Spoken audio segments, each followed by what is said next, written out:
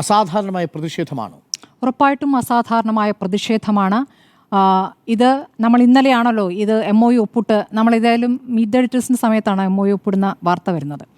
അപ്പോൾ അസാധാരണ പ്രതിഷേധമോ എന്ന് ചോദിക്കുമ്പോൾ ഇന്നലത്തെ കാര്യത്തെക്കുറിച്ച് ഇന്ന് അപ്പോൾ ബിനോയ് വിശ്വം വാർത്താ സമ്മേളനത്തിൽ പറഞ്ഞത് ഒപ്പിട്ട വാർത്ത ശരിയാണെന്നറിഞ്ഞപ്പോൾ കേൾക്കുന്ന വാർത്തകൾ ശരിയെങ്കിൽ എന്ന് പ്രതികരിക്കേണ്ടി വരികയാണ്. ആർക്കാണ് പ്രതികരിക്കേണ്ടി വരുന്നത്? മുന്നണിയിലെ രണ്ടാമത്തെ കക്ഷിക്ക്, രാജ്യത്തെ ഏക ഇടതുപക്ഷ സർക്കാരിലെ രണ്ടാമത്തെ പാർട്ടിക്കാണ് ഈ ഒരു ഗതികേട് വന്നിരിക്കുന്നത്. ഞങ്ങളെ ഇരുട്ടിൽ നിർത്തിയിരിക്കുന്നു, ഞങ്ങളെ അപമാനിച്ചിരിക്കുന്നു എന്നുള്ള കാര്യമാണ് പറഞ്ഞിരിക്കുന്നത്. ഇതൊരു സർക്കാരാണോ എന്ന ചോദ്യം ചോദിച്ചിരിക്കുന്നത് സർക്കാരിൻ്റെ ഭാഗമായിരിക്കുന്ന ഒരു പ്രധാനപ്പെട്ട പാർട്ടി രണ്ടാമത്തെ പാർട്ടിയാണ്. ഇനി നമ്മൾ നോക്കുകയാണെങ്കിൽ ഇപ്പോൾ MOUയുടെ കടലാസ് നമ്മുടെ കയ്യിലൊക്കെ കിട്ടിയല്ലോ. ഈ MOU ഒപ്പുവച്ചിരിക്കുന്നത് 16-ാം തീയതിയാണ്. The memorandum of understanding is made and executed at New Delhi on this 16th the day of October 2025. ഇന്നലെ എന്താണ് തീയതി? 23. അപ്പോൾ ഒരാഴ്ച മുമ്പിട്ട MOU. അപ്പോൾ എങ്ങനെയൊക്കെയാണ് ഇത് മറച്ചു വെച്ചിരിക്കുന്നതെന്ന് ആലോചിച്ച് നോക്കൂ. ഇന്നലെ ഒപ്പിട്ടു എന്ന രീതിയിൽ ആ വാർത്ത വരുന്നു, അതിനു മുമ്പ് ഒരാഴ്ച മുമ്പ് ഒപ്പിടുന്നു. അത് എങ്ങനെയാണ്? ഞാൻ പറയുന്നു, ഈ കരാർ, ഈ ഒപ്പിടൽ ഉണ്ടായിരിക്കുന്നത് മുഖ്യമന്ത്രി മോദി കൂടിക്കാഴ്ചയിലാണ്.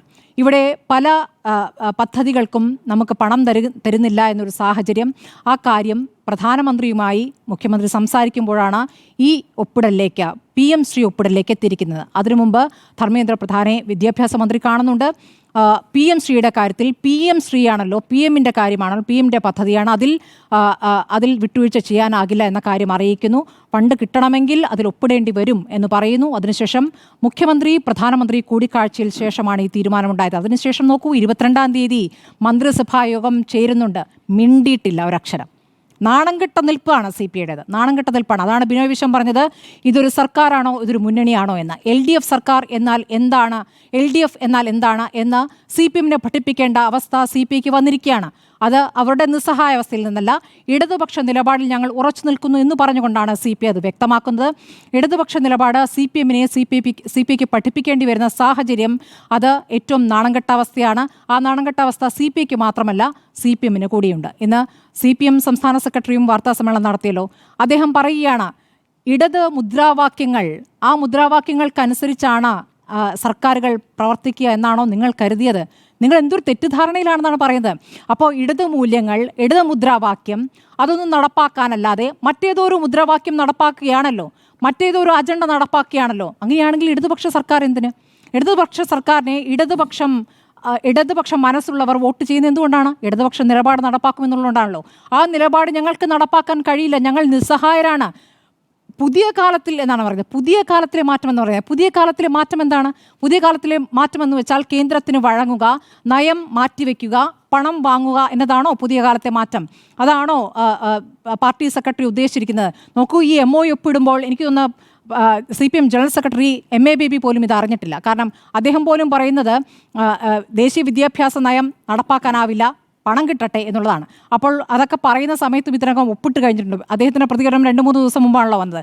അപ്പോൾ ജനറൽ സെക്രട്ടറി അറിഞ്ഞിട്ടില്ല, CPI അറിഞ്ഞിട്ടില്ല, CPIയിലെ മന്ത്രിമാർ. ഇത് ബിനോയ് വിശ്വം കൃത്യമായി പറഞ്ഞു. 2 തവണ ക്യാബിനറ്റ് യോഗം ചേർന്നു. 2 തവണയുള്ള ക്യാബിനറ്റ് യോഗം 2024 അവസാനവും 2025-ലും 2 ക്യാബിനറ്റ് യോഗത്തിലും കൃത്യമായി CPI എതിർപ്പ് പ്രകടിപ്പിച്ചപ്പോൾ നയപരമായ വിഷയമാണല്ലോ, അത് നമുക്ക് നയപരമായ വിഷയമായതുകൊണ്ട് പിന്നീട് ചർച്ച ചെയ്യാമെന്ന് കളവ് പറയുകയല്ലേ ചെയ്തിരിക്കുന്നത്, പറ്റിക്കുകയല്ലേ ചെയ്തിരിക്കുന്നത്.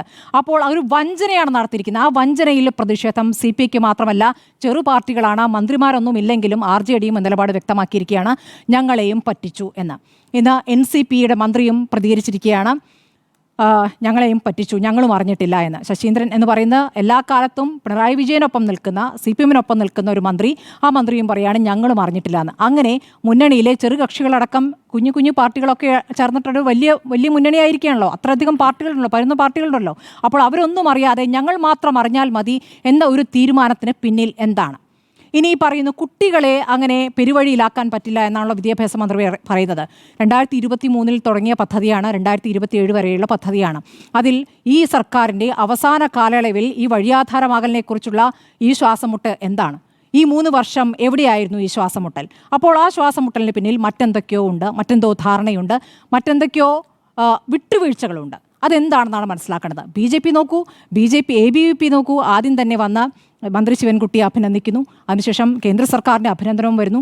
ആ അഭിനന്ദനത്തിൽ കൃത്യമായി പറയുന്നുണ്ട് ഈ PM ശ്രീ ഒക്കെ തന്നെയും ദേശീയ വിദ്യാഭ്യാസ നയം നടപ്പാക്കാനുള്ള ഓരോ വഴികളാണ്. ദേശീയ വിദ്യാഭ്യാസ നയം എന്നുള്ളത് അവരുടെ കൃത്യമായ അജണ്ടയാണ്, അത് കൃത്യമായി നടപ്പാക്കുക എന്നുള്ളത് തന്നെയാണ് ഉദ്ദേശിക്കുന്നത്. ഇപ്പോൾ ഇത്ര സ്കൂളുകളെയാണ് തിരഞ്ഞെടുക്കുന്നത് എന്നൊക്കെ പറയുന്നുണ്ട്.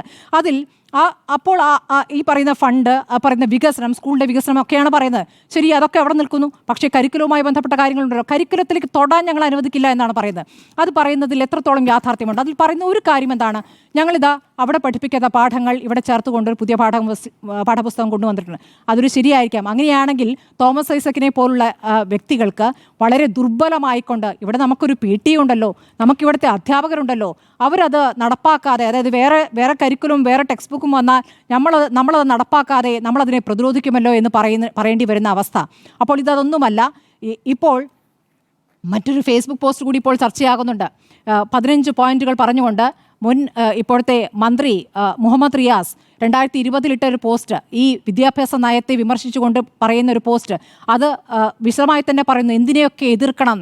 അപ്പോൾ നമ്മൾ മുൻപ് എതിർത്തതിനെ കീഴടങ്ങുക എന്ന് പറയുമ്പോൾ എന്തിന് കീഴടങ്ങി എന്നൊരു വിഷയം കൂടിയുണ്ട്. അത് കുട്ടികളുടെ വിദ്യാഭ്യാസം എന്നൊക്കെ പറയുമ്പോൾ ഇവിടെ ഇടത് സർക്കാർ വിദ്യാഭ്യാസത്തിൻ്റെ കാര്യത്തിൽ എത്രത്തോളം മുന്നേറിയിട്ടുണ്ട് സ്കൂളുകളുടെ കാര്യത്തിൽ നിന്ന് മുമ്പ് തന്നെ പറഞ്ഞിട്ടില്ല. അത് കേന്ദ്രത്തിൻ്റെ ഫണ്ട് കൊണ്ട് മാത്രമല്ല, അല്ലാതെ തന്നെ നമ്മുടെ സ്കൂളുകൾ എത്രത്തോളം ഉയർന്ന നിലവാരത്തിലുള്ളതാണ്, നമ്മുടെ വിദ്യാഭ്യാസം മറ്റ് സംസ്ഥാനങ്ങളെ വെച്ച് നോക്കുമ്പോൾ എത്രത്തോളം മുന്നോട്ടുള്ളതാണ് എന്നുള്ള വിഷയമൊക്കെ അവിടെ നിൽക്കുന്നു.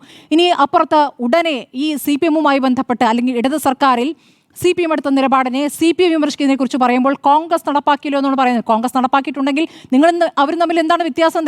ഇന്ന് പ്രതിപക്ഷ നേതാവ് പറയുന്നത് അന്ന് ഇത്രയും വലിയ വിട്ടുവീഴ്ചകൾ വേണ്ടി വന്നിരുന്നില്ല എന്നുള്ളതാണ്. കരാറിൽ ഇത്തരം ധാരണകൾ വേണ്ടി വന്നിട്ടില്ല എന്നുള്ളതാണ്. രാജസ്ഥാൻ അങ്ങനെ ഒരു ന്യായീകരണമാണ് പറയുന്നത്. കർണാടകയാകട്ടെ BJP-യുടെ കാലത്താണ് അത് ഒപ്പിട്ടുള്ളത്.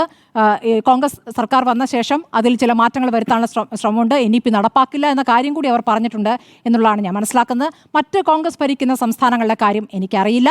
പക്ഷേ അതല്ലല്ലോ ചോദ്യം. കോൺഗ്രസ് ഭരിക്കുന്ന സംസ്ഥാനങ്ങൾ നടപ്പാക്കില്ല, അതുകൊണ്ട് ഞങ്ങൾ നടപ്പാക്കണമെങ്കിൽ നിങ്ങളും അവരും തമ്മിൽ എന്താണ് വ്യത്യാസം? നിങ്ങൾ ഇടതുപക്ഷമാണെന്ന് പറയുന്നു, BJP-ക്കെതിരെ നിങ്ങൾ നടത്തിയ സമരങ്ങളെ നിങ്ങൾ റദ്ദ് ചെയ്യുകയാണ്. ഇന്ന് SFI പറയുകയാണ് ഞങ്ങളുടെ ആശങ്ക അറിയിക്കുകയാണ്. അവരുടെ ഒരു ഗതികേട് നോക്കും, അവർക്ക് സമരത്തിലേക്ക് ഇറങ്ങാൻ പറ്റുന്നില്ല. AIYF-ഉം മറ്റ് സംഘടനകളും പ്രതിപക്ഷത്തെ വിദ്യാർത്ഥി സംഘടനകളും ഒക്കെ തെരുവിലാണ്. ഇന്ന് MSF-ന്റെ പ്രതിഷേധവും കണ്ടു. ഒരു ഷൂ നക്കുന്ന പ്രതീകാത്മക സമരം, പിണറായി വിജയൻ്റെ മുഖംമൂടിയും അപ്പുറത്ത് മോദിയുടെ മുഖംമൂടിയൊക്കെ വെച്ചിട്ട് ഒരു തരത്തിൽ ആ രൂപത്തിലേക്കല്ലേ പോകുന്നത്? ആ വിട്ടുവീഴ്ച എന്താണ്? അത് അറിയാൻ എല്ലാവർക്കും അവകാശമുണ്ട്. ഇവിടുത്തെ സാധാരണ ജനങ്ങൾക്ക്, വോട്ട് ചെയ്ത് ജയിപ്പിച്ച സാധാരണ ജനങ്ങൾക്ക് അതറിയാനുള്ള അവകാശമുണ്ട്. അപ്പോൾ തന്ത്രപരമായൊരു നീക്കമാണ് ഞങ്ങൾ നടത്തിയെന്നാണ് അവസാനം മന്ത്രി ശിവൻകുട്ടി പറഞ്ഞത്. എന്താണ് ആ തന്ത്രം? അത് പണം വാങ്ങിയിട്ട് ഞങ്ങളില്ല, കള്ളക്കളി എന്ന് പറഞ്ഞ് പോകാനാണോ? അങ്ങനെ പോകാൻ പറ്റുമോ? അങ്ങനെ എങ്ങോട്ടാണ് പോവുക? അപ്പോൾ ആ പറയുന്നതിലൊന്നും അർത്ഥമല്ല. നിങ്ങളുടെ തന്ത്രം എന്താണ്? നിങ്ങളുടെ തന്ത്രമാണോ നിങ്ങളുടെ വിരുദ്ധാണോ എന്നുള്ളത് CPI ആദ്യം ബോധിപ്പിക്കൂ. CPI എന്തായാലും എക്സിക്യൂട്ടീവ് ചേരുന്നു 27-ാം തീയതി. അതിനുശേഷം മന്ത്രിസഭാ യോഗത്തിൽ പങ്കെടുക്കണോ എന്ന് ആലോചിക്കുമെന്നൊക്കെയാണ് പറയുന്നത്. ഇപ്പോൾ CPI മന്ത്രിമാരോട് ഈ MOU ഒന്ന് നന്നായി പഠിക്കാൻ ബിനോയ് വിശ്വം പറഞ്ഞു എന്ന് കേൾക്കുന്നു. മന്ത്രിമാരെ ഒരു പക്ഷേ മാറ്റി നിർത്തുന്ന തീരുമാനത്തിലേക്ക് അടക്കം പോയേക്കുമെന്നുള്ള സൂചനകളാണ് എനിക്ക് കിട്ടിയിട്ടുള്ളത്.